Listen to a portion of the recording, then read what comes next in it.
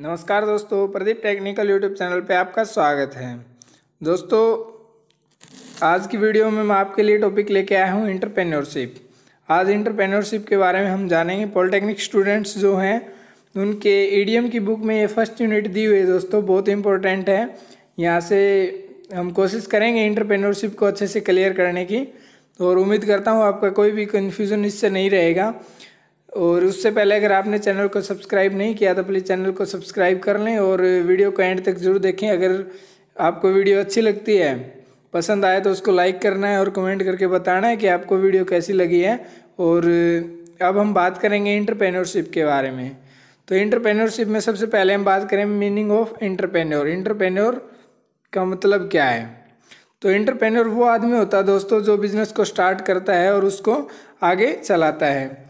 तो इसके बारे में डिफरेंट ऑथर ने डिफरेंट डेफिनेशन दी हैं जो आप नीचे देख रहे होंगे। तो यहाँ पे हम चर्चा करते हैं। जो जेबी से, यानी कि एक फ्रेंच इकोनॉमिस्ट हैं जेबी, उन्होंने कहा है कि entrepreneur as a economic agent. Entrepreneur एक इकोनॉमिक एजेंट होता है who units all means of production, जो प्रोडक्शन की सभी यूनिट्स को इकट्ठा करता है। जैसे क्या हो गया, लैंड हो गया, लेबर हो गया और कैपिटल हो गया। इन तीनों चीज़ को इकट्ठा करता है। उसके बाद प्रोड्यूस द प्रोडक्ट का होता है by selling the product in the market. इसके बाद वह प्रोडक्ट को मार्केट में सेल करता है और उससे जो पैसा मिलता है उससे क्या करता है, जो एंटरप्रेन्योर होता है वो जो भूमि का रेंट देता है और जो उसकी लेबर होती है उसको वेजेस प्रदान करता है, और जो कैपिटल होती है उसके ऊपर इंटरेस्ट प्रदान करता है। और उसके बाद अगर जो भी कुछ बचता है तो वो उसका प्रॉफिट होता है दोस्तों। तो उम्मीद करता हूँ आप एंटरप्रेन्योर की डेफिनेशन को बहुत अच्छे से समझ गए होंगे। और आगे भी कुछ ऑथर्स ने ये दी हुई है एक डेफिनेशन, आप यहाँ से देख सकते हैं, इसको यहाँ से रीड कर सकते हैं। इससे आगे बात करें अगली, तो एक दी हुई है जैसेफ स्कुम्पेटर ने करके, ये भी आप यहाँ से स्टडी कर सकते हैं। अब हम बात करते हैं इससे आगे की। तो इससे आगे कह रहा है quality of entrepreneur, characteristics of an entrepreneur, यानी कि एक एंटरप्रेन्योर के अंदर कौन कौन सी क्वालिटी होनी इम्पोर्टेंट है। तो ये क्वेश्चन में इम्पोर्टेंट है दोस्तों, और यहाँ से लग रहा है मुझे कि पूछ ही लेगा यहाँ से भी। तो सबसे पहले हम बात करेंगे इनिशिएटर के बारे में। इनिशिएटर का मतलब होता है दोस्तों किसी भी चीज़ की शुरुआत करना। As per the demand of situation the entrepreneur takes initiative to start a new enterprise. इसमें यही बोला दोस्तों कि एक एंटरप्रेन्योर के अंदर ये गुण होना चाहिए कि वे सिचुएशन को, डिमांड को समझे और एक नई एंटरप्राइज यानी कि एक नया उद्योग को स्टार्ट करने का निर्णय ले। तो ये गुण होना ज़रूरी है दोस्तों उसके अंदर, एंटरप्रेन्योर के अंदर। दूसरा है दोस्तों अपॉर्चुनिटी सीकर। ये गुण भी बहुत इंपॉर्टेंट है दोस्तों। किसी भी अपॉर्चुनिटी को वो अपने बिजनेस में और उसके बाद प्रॉफिट में बदल सके, ऐसा गुण भी उसके अंदर होना चाहिए। Calculated risk taker, N entrepreneur is usually A calculated risk taker. An entrepreneur avoid low risk, मतलब वह लो रिस्क को अवॉइड करता है क्योंकि लैक ऑफ चैलेंजेस में लैक उत्पन्न कर देता है। ही आल्सो अवॉइड हाई रिस्क, वो हाई रिस्क को भी अवॉइड करता है क्योंकि वो अपने बिजनेस में क्या चाहता है, सक्सेस चाहता है, इसलिए वो किसी भी प्रकार का रिस्क नहीं लेगा। तो that is Wahi an entrepreneur likes achievable challenges and is called a calculated risk taker. तो इस आगे हम बात करते हैं दोस्तों इंफॉर्मेशन सीकर। तो एक एंटरप्रेन्योर का बहुत अच्छा गुण होता है दोस्तों, वो सब जगह से लर्न करता है, रीड करता है और उसको अपने बिजनेस में अप्लाई करता है सभी इंफॉर्मेशंस को। इससे आगे है दोस्तों परसिस्टेंट। परसिस्टेंट होता है दोस्तों दृढ़ निश्चयी। तो आपने एक कहावत सुनी होगी दोस्तों, try and try again you will success at last. एक एंटरप्रेन्योर इसको फॉलो करता है। कमिटेड टू वर्क, दोस्तों एक एंटरप्रेन्योर आपको पता है वर्क के साथ कमिटेड होगा तभी वो मतलब अपने गोल को अचीव कर सकता है। एफिशिएंसी लोअर, ये गुण भी बहुत इंपॉर्टेंट है दोस्तों क्योंकि एंटरप्रेन्योर जो होता है एफिशिएंसी बढ़ाता है। अपनी एफिशिएंसी को वो हर टाइम देखता रहता है कि मतलब न्यू टेक्नोलॉजी क्या है, उसको अपने बिजनेस में अप्लाई करता है और एफिशिएंसी को इम्प्रूव करता है। क्वालिटी कॉन्शियस, हर टाइम देखता है कि अपने प्रोडक्ट में क्या कमी है, हर बार फीडबैक लेता है और उसमें इम्प्रूवमेंट करता है। प्रॉपर प्लानर, पहले से ही उसका प्लान तैयार होता है दोस्तों, प्रॉपर प्लान, और उसी प्रकार वह अपने ऑब्जेक्टिव को मीट करता है, अपने गोल को मीट करता है। इससे आगे का है दोस्तों सेल्फ कॉन्फिडेंट। एक एंटरप्रेन्योर के अंदर सेल्फ कॉन्फिडेंट होना बहुत ज़रूरी है दोस्तों, क्योंकि वो जो कर रहा है उसको पता होना चाहिए कि मतलब वो सही है, वो कॉन्फिडेंट होना चाहिए उस चीज़ में। Assertive, an entrepreneur is able to assert his issues whatever these might be in interest of his enterprise. He has to capacity of pursued other to do what he wants. मतलब वो दोस्तों feedback लेता है और वो देखता है कि मतलब किस चीज़ की डिमांड है, उसको देखते हुए अपने बिजनेस में चेंज करता है। एफिशिएंट सुपरवाइज़र, एक एंटरप्रेन्योर होता है वो अपने जो काम है अपना उसको खुद ही सुपरवाइज करता है कि मतलब वो प्रॉपर प्लानिंग के तहत चल रहा है कि नहीं चल रहा है, और इसी प्रकार से वह अपने गोल को सेट करता है और उसको मीट भी करता है। साउंड टेक्निकल नो हाउ होता है, an entrepreneur possesses a required technical knowledge and is ready to adapt to change as and when required. He is very sensitive to new demands and market. तो new demand and market के हिसाब से अपने आप को उससे डालना होता है, तो ये गुण भी एंटरप्रेन्योर के अंदर होना बहुत ज़रूरी है। इससे आगे दोस्तों efficient financial manager, an entrepreneur has to ability to utilize the financial at the his command in the best possible manner for achieving his ultimate business objectives. अपनी फाइनेंशियल मैनेजर भी बहुत अच्छा होता है, एफिशिएंट होता है, वो उसी जगह पे पैसा खर्च करता है जहाँ से उसको एक प्रॉफिट हो सके। इसमें आप नीचे की लाइन में पढ़ेंगे, he is also interested in expanding the scale of his operations by way of ploughing back his profit and earning. दोस्तों इसमें बता रहा है कि मतलब जो उसको आमदनी होती है उसी को अपने बिजनेस में दोबारा से फिर लगा देता है और अपने बिजनेस को एक्सटेंड करता है, बढ़ाता है और मोर प्रॉफिट प्राप्त करता है, ज़्यादा प्रॉफिट एंड अर्निंग प्राप्त करता है। गुड ह्यूमन रिलेशंस, मतलब वो समझता है अपने एम्प्लॉयज़ के बारे में कि मतलब उनको कोई दिक्कत ना हो, उनके किसी भी प्रकार की कोई परेशानी ना हो, इस प्रकार वह गुड ह्यूमन रिलेशंस को भी समझता है, समझने वाला होना चाहिए। इनोवेटिवनेस होना चाहिए, मतलब उसमें कुछ नया करने की ताकत होनी चाहिए। लीडरशिप अच्छी होनी चाहिए दोस्तों एक एंटरप्रेन्योर की, और सिस्टमेटिक अप्रोच भी होनी चाहिए। सेविंग हैबिट, कवरेजनेस, ये दोस्तों इसकी 20 क्वालिटीज़ दर्शाई गई हैं एक एंटरप्रेन्योर की, तो ये सभी बहुत इंपॉर्टेंट है, हमने इनको अच्छे से पढ़ा है और आप भी इनको अच्छे से वीडियो को पॉज करके पढ़ सकते हैं। अगर कोई भी इनके बारे में कोई कन्फ्यूज़न रहता है या कोई मिस्टेक रहती है तो आप कमेंट बॉक्स में कमेंट भी कर सकते हैं। फंक्शन ऑफ एन एंटरप्रेन्योर्स, अब बात करते हैं हम एंटरप्रेन्योर के फंक्शंस के बारे में। तो नंबर 1 पे है इनोवेशन। इनोवेशन का मतलब होता है दोस्तों कुछ नया करना। Innovation mean doing new things, doing things that the already being done in new ways. आप ये समझ गए होंगे दोस्तों। इससे आगे नीचे दिखा रहा है इनोवेशन में occurs in the following forms. Introduction of new product, उसके न्यू प्रोडक्ट के बारे में उस भली बात वो परिचित होना चाहिए दोस्तों। न्यू क्वालिटी को पता होना चाहिए, एग्जिस्टिंग प्रोडक्ट जो प्रोडक्ट चल रहा है उसकी न्यू क्वालिटी को उसका भी उसे पता होना चाहिए एंटरप्रेन्योर को। इंट्रोडक्शन ऑफ न्यू मेथड के बारे में भी पता होना चाहिए। Opening of new market. Conquest of new source of raw material, मतलब उसको कॉन्क्विस्ट का मतलब होता है दोस्तों ढूंढना, मतलब रॉ मटेरियल के उसके नए साधनों को भी उसे ढूंढना चाहिए ताकि उससे मतलब रॉ मटेरियल को प्राप्त करके एक अच्छा प्रोडक्ट बनाया जा सके। Introduction of new form of organization of industry. Risk taking ये एक महत्वपूर्ण फंक्शन है दोस्तों एक एंटरप्रेन्योर का।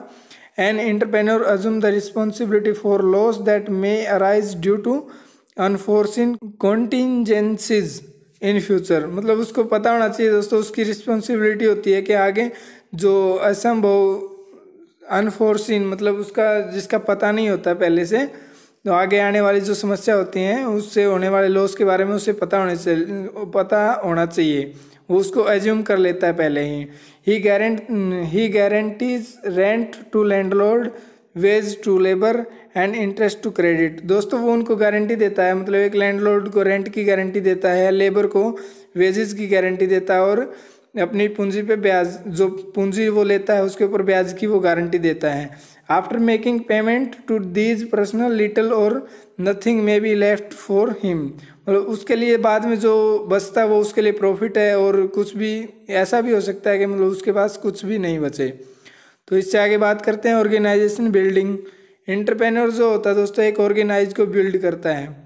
आपको पता है कि an entrepreneur bring together various factor of production, organize them properly and performs the decision making function of administrator. He determines the lines of business, मतलब वो बिजनेस की लाइन्स को डिटरमाइन कर लेता है।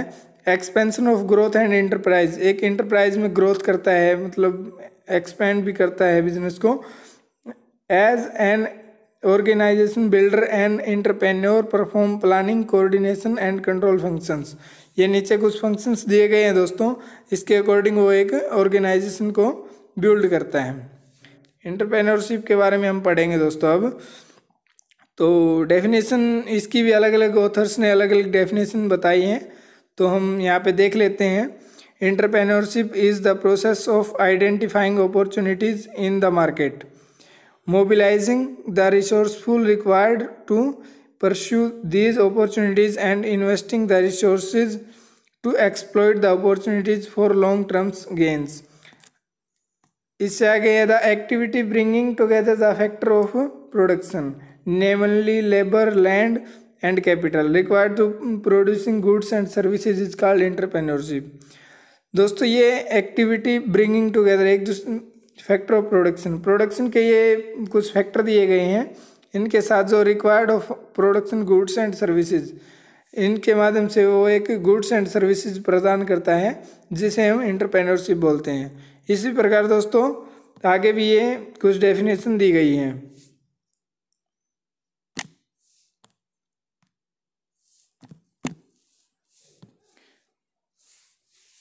जैसे ये और दी गई हैं, इनको इनसे हम जान सकते हैं।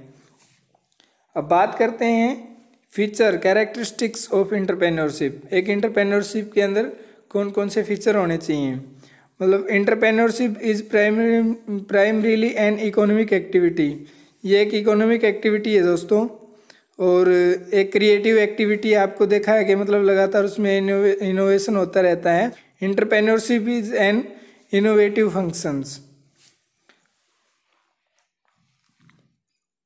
And involves doing things in new better ways, मतलब लगातार क्या होता है दोस्तों इसमें इनोवेशन होता रहता है। इससे आगे बात करते हैं नंबर 4 पे, एक डायनेमिक प्रोसेस है दोस्तों एंटरप्रेन्योरशिप में, क्योंकि दोस्तों आज कोई भी, आपको पता है कि आज कोई भी नई चीज़ आने लग रही है तो अगली बार फिर उसकी न्यू वर्जन के बारे में हम खोज करने लग जाते हैं। कोई भी एंटरप्रेन्योर जो होता है उसके न्यू वर्जन के बारे में खोज करने लगता है। तो डायनेमिक प्रोसेस है दोस्तों, लगातार उसमें अपडेट आते ही रहते हैं। Entrepreneurship is an organizing functions, दोस्तों एक ये ऑर्गेनाइजिंग फंक्शन है। Bring together various factor of the production, मतलब ये लैंड, लेबर, कैपिटल की सहायता से, इन सभी की आपस की सहायता से एक प्रोडक्शन प्राप्त होता है इन हमें।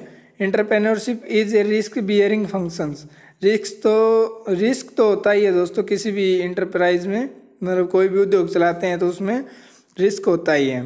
एक गैप फिलिंग फंक्शन, एंटरप्राइज दोस्तों ये इंपॉर्टेंट पॉइंट है, ये गैप फिलिंग फंक्शन है। The gap between of the human needs and available products and service gives rise entrepreneurship. जैसे दोस्तों इसको हम एक गांव के उदाहरण से समझते हैं। पहले कोई भी चीज़ लेने के लिए शहर में जाना पड़ता था, आज कोई भी चीज़ है वो हमें अपने घर के सामने ही मिल जाती है। तो जो प्रोडक्ट की जो सर्विस है दोस्तों वो एंटरप्रेन्योरशिप में क्या करती हैं, जो ये गैप होता है उसको फिल करती है। जैसे पहले दूर दूर तक जाना पड़ता था एक सामान लेने के लिए, तो आज वो घर के सामने ही मिल रहा है, तो ये बीच के गैप को फिल करती है। Entrepreneurship is a goal oriented activity. अब आगे बात करते हैं दोस्तों नीड ऑफ एंटरप्रेन्योरशिप, हमें एंटरप्रेन्योरशिप की आवश्यकता क्यों पड़ी। तो मोटे मोटे जो हैं दोस्तों उनको हम चर्चा करते चलेंगे, और वीडियो अगर आपको अच्छी लग रही है तो वीडियो को लाइक करें और लास्ट तक बने रहें। बहुत अच्छे पॉइंट्स हैं यहाँ पे जो हमें सीखने को मिल रहे हैं। अब हम बात करेंगे number 1, capital formation. Entrepreneur mobilizing the idle saving of the public for productive utilization of national resources. जो अपनी नेशनल रिसोर्सेज हैं, जो आइडल पड़ी हुई हैं, थाली हैं, उनका सेव, उनके माध्यम से दोस्तों क्या करते हैं, उनको मोबिलाइज करते हैं। Improvement in per capita income. Entrepreneurs are opportunity seeker. They convert latent and idle resources like labour capital national wealth in the form of good and services. Development of entrepreneurship culture. जैसे दोस्तों आज कोई भी entrepreneur है जो कि business कर रहा है, तो उसको देखते हुए दूसरे भी यही सोचते हैं कि मैं भी कोई ना कोई छोटा बिजनेस करूं। तो उसी प्रकार ये development of the entrepreneurial culture, मतलब उस कल्चर में ये डेवलपमेंट करता है। इससे आगे दोस्तों जनरेशन ऑफ द एम्प्लॉयमेंट। अगर दोस्तों एंटरप्रेन्योरशिप के कारण अपनी जो अनएम्प्लॉयमेंट का इश्यू है वो हल हो जाता है। जो गुड्स एंड सर्विसेज होती हैं जिसके माध्यम से बहुत सारे एम्प्लॉयमेंट, मतलब नौकरियां उत्पन्न होती हैं, जिससे एम्प्लॉयमेंट में इम्प्रूवमेंट होता है, यानी कि ये नौकरियां पैदा करता है हमारे लिए। बैलेंस ऑफ रीजनल ग्रोथ, मतलब ये रीजनल ग्रोथ को बैलेंस करता है। मान लो कहीं भी आप समझ लेते हैं जैसे झुग्गी झोपड़ी होती हैं, या फिर थोड़ा सा ऐसा एरिया होता है जहाँ पे कोई फैक्ट्री वगैरह नहीं है, वहाँ पे फैक्ट्री वगैरह लगाने से क्या होता है दोस्तों, वहाँ के जो लोग हैं उसमें काम करेंगे, जिससे उनकी आय बढ़ेगी और रीजनल ग्रोथ होगी, यानी कि बैलेंस रखता है दोस्तों ये इस चीज़ को। Economic independence. अगर अपने देश में कोई भी ज़्यादा से ज़्यादा उद्योग लगेंगे, एंटरप्रेन्योरशिप के कारण क्या होगा, ज़्यादा से ज़्यादा उद्योग लगेंगे तो वो अपने आत्मनिर्भर होंगे, और जिससे इकोनॉमिक इंडिपेंडेंस बढ़ेगी, यानी कि हम किसी के ऊपर डिपेंड नहीं रहेंगे। सोशल डेवलपमेंट होएगा दोस्तों इससे। कॉम्पिटिटिव मार्केट, यानी कि सब जगह अगर ऐसी चीज़ें, एक ही चीज़ आप देख लो, कितने मार्केट में बहुत सारा कंपटीशन हो गया हर एक चीज़ पे। जैसे मोबाइल है, डिफरेंट कंपनी के हैं, बहुत सारा कंपटीशन हो गया है, तो कॉम्पिटिटिव मार्केट को भी इम्प्रूव करता है entrepreneurship. Utilization of the local resources. जो लोकल रिसोर्सेज होते हैं, जैसे खाली पड़ी कोई ज़मीन है या जो भी मैन मशीन का, इनका जो दोस्तों ये क्या करती है, यूटिलाइज करती हैं। Backward and forward linkage. इसमें दोस्तों जैसे रॉ मटेरियल किसी भी उद्योग के लिए खरीदना है तो वो एक बैकवर्ड लिंकेज हो गया, और माल बेचने के लिए जो लिंक बनाते हैं वो एक फॉरवर्ड लिंकेज हो गया। तो दोस्तों ये इसके फीचर थे। अब हम बात करते हैं बेसिक कंपोनेंट ऑफ एंटरप्रेन्योरशिप। यहाँ पे मेन पॉइंट पे हम बात करेंगे 7M। इसका विषय ध्यान रखना दोस्तों, 7M बहुत इंपॉर्टेंट है, यही इसके बेसिक कंपोनेंट हैं। Man, method, management, money, material, machines and market. ये इसके बेसिक कंपोनेंट है दोस्तों एंटरप्रेन्योरशिप के। इनको कैटेगराइज किया गया है जैसे टेक्नोलॉजी में, फाइनेंस में, एंड सेल्स एंड मार्केटिंग में। तो टेक्नोलॉजी में आता है अपना man, method and management. Finance में आता मनी, मटेरियल एंड मशीन, और सेल्स एंड मार्केटिंग में मार्केट आता है। तो इनको नीचे डिफाइन किया गया है, टेक्नोलॉजी को, फाइनेंस को, सेल्स को। ये जैसे टेक्नोलॉजी को हम पढ़ लेते हैं। And entrepreneur first of all decide upon the product to be manufactured. मतलब पहले ये डिसाइड किया, एंटरप्रेन्योर ये पहले ये डिसाइड करता है कि हमें किस प्रोडक्ट को मैन्युफैक्चर करना है। He then seeks technical know how from various sources, मतलब उसके बाद वो रिसोर्सेज को जुटाता है। Accordingly employs suitable man unskilled, मतलब उसके बाद फिर एम्प्लॉयज़ को ढूंढता है, मतलब उन आदमियों को ढूंढता है जो उस प्रोडक्ट के लिए उसे चाहिए होते हैं। एंड इस प्रकार दोस्तों अगला है फाइनेंस। फाइनेंस का भी ऐसा है दोस्तों कि मतलब finance is the most important component of the enterprise. It may be in the form of money, material and machine. मतलब फाइनेंस ही है दोस्तों जो मटेरियल और मशीन को भी अवेलेबल करती हैं। सेल्स एंड मार्केटिंग, अगर मार्केट नहीं होगी तो दोस्तों ये सब चीज़ें बेकार हो जाता है। तो सेल्स मार्केटिंग में अपनी मार्केट आती है, किसी भी प्रोडक्ट को बेचने के लिए एक मार्केट की भी ज़रूरत होती है। Type of entrepreneurs. एंटरप्रेन्योर्स कितने प्रकार के होते हैं? Innovative entrepreneurs, an innovative entrepreneur is one who introduce new method of production. मतलब जो इनोवेटिव एंटरप्रेन्योर्स होते हैं दोस्तों, वो एक नए मेथड को, प्रोडक्शन के एक नए मेथड को ही ढूंढते हैं। तो अगला है imitative entrepreneurs. This entrepreneurs follow the path of the innovative entrepreneurs. ये एंटरप्रेन्योर्स इनोवेटिव एंटरप्रेन्योर्स को ही फॉलो करते हैं और अपने उद्योगों में वो करते हैं। Imitate entrepreneurs do not innovate the change themselves. जो अपने आप से कोई भी चेंज नहीं करते हैं। Fabian entrepreneurs, this entrepreneurs are very questions in experimenting any change in their enterprises. They adopt change only when they. मतलब कोई मेजर चेंज होता है तब ये अपना कुछ काम करते हैं दोस्तों। जैसे these entrepreneurs the very curious. Curious का मतलब होता है दोस्तों अवसर की प्रतीक्षा करना। मतलब ये किसी भी अपॉर्चुनिटी की प्रतीक्षा करते हैं और जैसे ही अपॉर्चुनिटी इनके पास आती है तो तभी ये काम करते हैं। तो इससे आगे हम बात करते हैं ड्रोन एंटरप्रेन्योर्स। ये वो एंटरप्रेन्योर्स होते हैं दोस्तों जो मान लो एक बार से क्या होता है, the entrepreneurs are not ready to make change. मतलब ये किसी भी चेंज के लिए रेडी नहीं होते हैं in their existing product method even after suffering great losses. मतलब ये ज़्यादातर लॉस में ही चलते हैं और जो चल रहा है, जो प्रोडक्शन पहले से एग्जिस्टिंग है, उसी मेथड पे ही अपना काम करते हैं। तो दोस्तों आज की वीडियो में इतना ही। कल हम जानेंगे एंटरप्रेन्योर के बारे में और आपको बताना है कि वीडियो कैसी लगी है, आपको मेरे द्वारा दी गई जानकारी कैसी लगी। उम्मीद करता हूँ कि बहुत अच्छी लगी होगी। और वीडियो को लाइक करना है, चैनल को सब्सक्राइब करना है और ज़्यादा से ज़्यादा वीडियो को शेयर करना है ताकि सभी दोस्त इस वीडियो का लाभ उठा सकें। और आपके सपोर्ट की बहुत ज़रूरत है दोस्तों, तो ज़्यादा से ज़्यादा शेयर करें और चैनल को सब्सक्राइब ज़रूर करें। तो मिलते हैं अगली वीडियो में, तब तक के लिए नमस्कार, धन्यवाद।